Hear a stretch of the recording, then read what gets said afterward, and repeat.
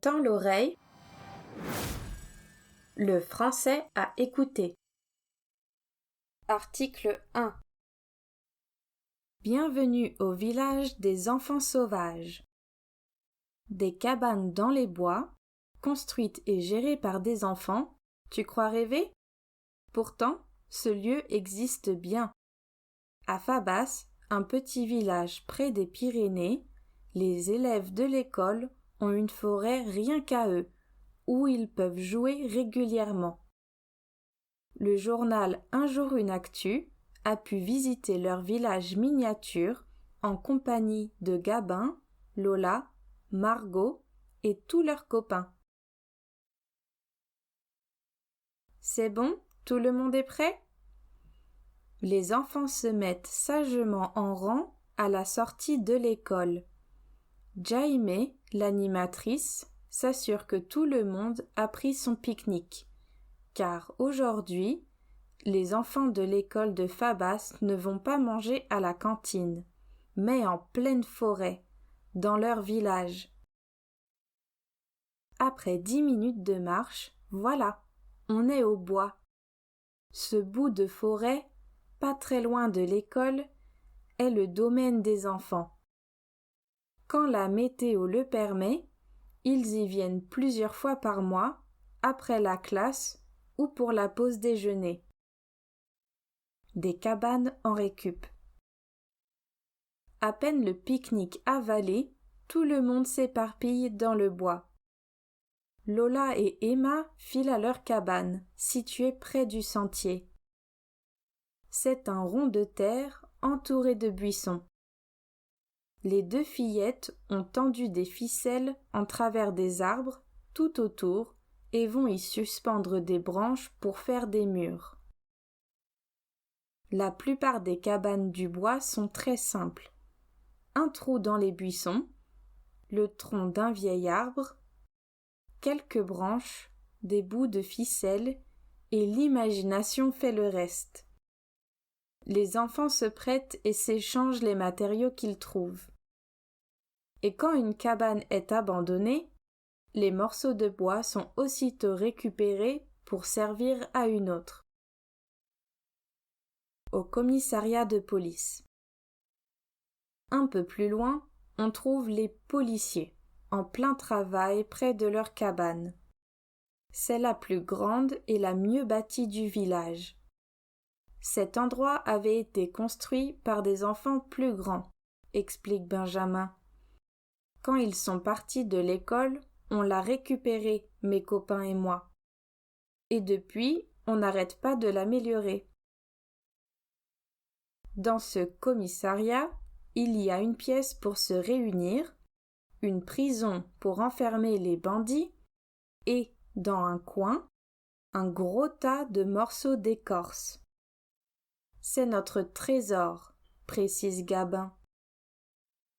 Les écorces, c'est la monnaie du bois. Nous, par exemple, on s'en sert pour payer ceux qui nous aident à améliorer notre cabane. Pas touche à mes bouts de bois. Les policiers ne sont pas toujours appréciés dans le bois. Ils veulent faire la loi et parfois ils cherchent à nous prendre des morceaux de bois. Mais on refuse, expliquent Erwan et Nathan, deux plus petits. Isée, elle, a un plan. J'aide des copains à construire une cabane secrète, qui sera un refuge pour les voleurs, chuchote-t-elle. Mais pourquoi aider les voleurs? Parce que je n'aime pas beaucoup les policiers. Ils m'énervent. Ils courent avec des bâtons alors qu'on n'a pas le droit. Des lois à respecter. Car, n'en déplaise aux policiers, il y a ici des lois que chacun s'engage à respecter.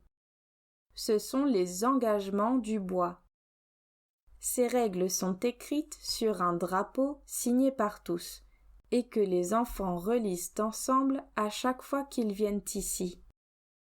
Elles interdisent, par exemple, d'abîmer les cabanes des autres ou de sortir des limites du bois.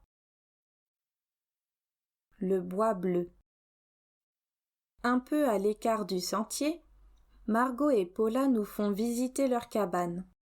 C'est un petit bouquet d'arbres où elles s'amusent à grimper et à se raconter des secrets.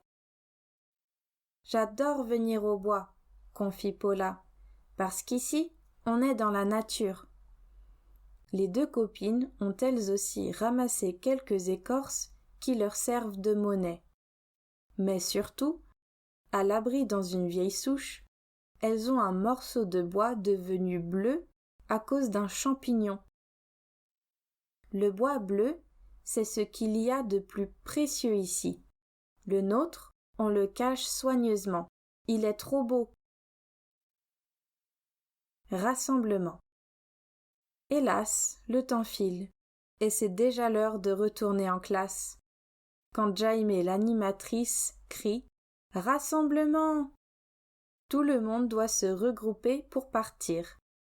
Mais c'est sûr, les enfants sauvages seront bientôt de retour dans le bois pour continuer à construire leur cabane et inventer leur histoire.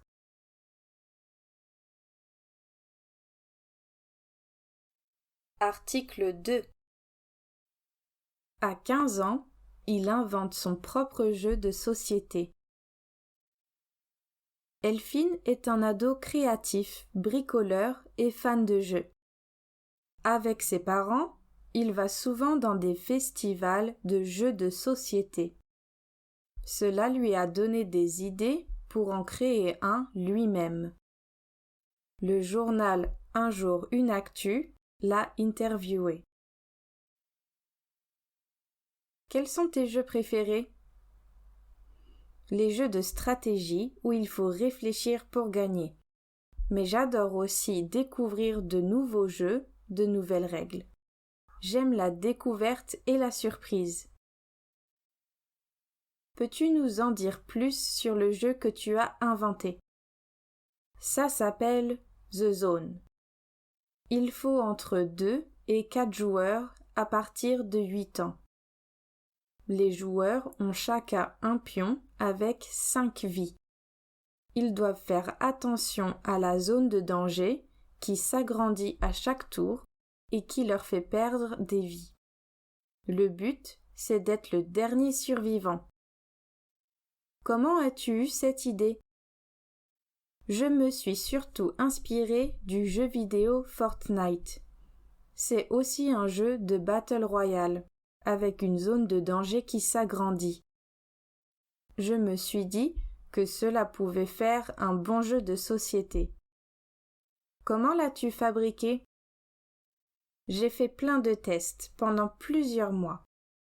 J'ai fait des prototypes avec ma propre imprimante 3D que j'ai eue à Noël. J'ai imprimé plusieurs fois le plateau de jeu en entier. En tout, j'ai fait 4 versions avec des améliorations à chaque fois. Je les ai testées avec mes parents et des amis, et j'ai écouté leur avis. Par exemple, j'ai réduit le nombre de cases sur le plateau de jeu pour que les parties soient moins longues et plus intéressantes. Ton jeu est-il en vente? Oui, mes parents ont une entreprise et ils ont déjà créé des jeux. Ils m'ont aidé sur la partie production. On a écrit les règles, commandé des boîtes, fabriqué des plateaux, des pions, etc. Maintenant, The Zone est en vente sur le site Azuga Games et j'ai plein d'idées pour inventer d'autres jeux.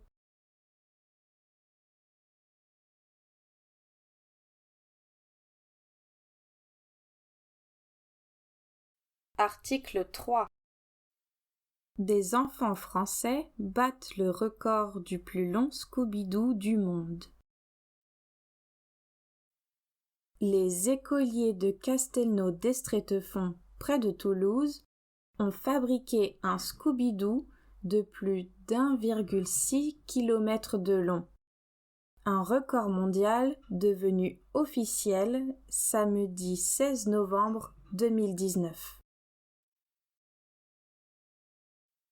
Comment ont-ils réussi cet exploit? Pour le savoir, un jour une actu est allée à leur rencontre. Un défi fou. Nous sommes mercredi après-midi. C'est le début de l'atelier Scooby-Doo.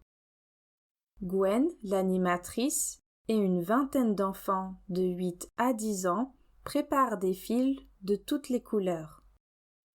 Ils sont très motivés. Leur objectif ? Fabriquer le plus long Scooby-Doo du monde. Ce record est détenu par les habitants de La Chapelle-Saint-Ursin, dans le centre de la France, rappelle Gwen, avec un grand sourire. En 2015, ils ont fait un Scooby-Doo de 990 mètres de long. Pas mal, mais nous allons faire mieux. Du travail et des rires. Adria, Janelle, Sarah, Ella, Gabrielle, Clara, Maëlle, Inès, Colin, Roxane et Isaac se mettent au travail en papotant et en riant. Car pour eux, cet atelier, c'est surtout l'occasion de passer un bon moment entre copains. En tout, j'ai déjà fait une trentaine de Scooby-Doo, déclare Adria à 8 ans. Je trouve ça amusant. Pendant ce temps, l'animatrice attache ensemble les Scooby-Doo terminés. Il faut un nœud spécial permettant de bien coller les Scooby-Doo entre eux.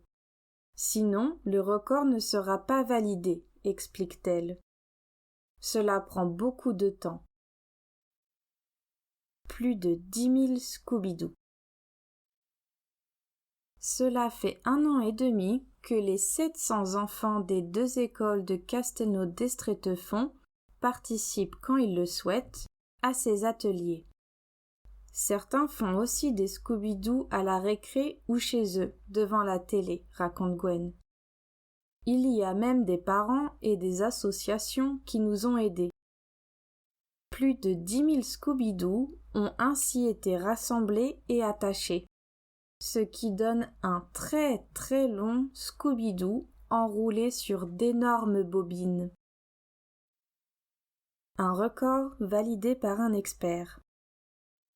Samedi dernier, le Scooby-Doo géant a été installé sur un petit camion et déroulé dans toute la ville pour qu'un expert puisse le mesurer. Un commandant de gendarmerie et un huissier de justice étaient aussi présents pour valider officiellement le record. Résultat, une réussite. Le Scooby-Doo mesure très précisément 1679,4 mètres de long, plus de 5 fois la hauteur de la Tour Eiffel. Il entrera prochainement dans le livre Guinness des records. Le Scooby-Doo géant va maintenant être transformé en œuvre d'art, qui symbolisera l'amitié entre les enfants des 2 écoles de la commune.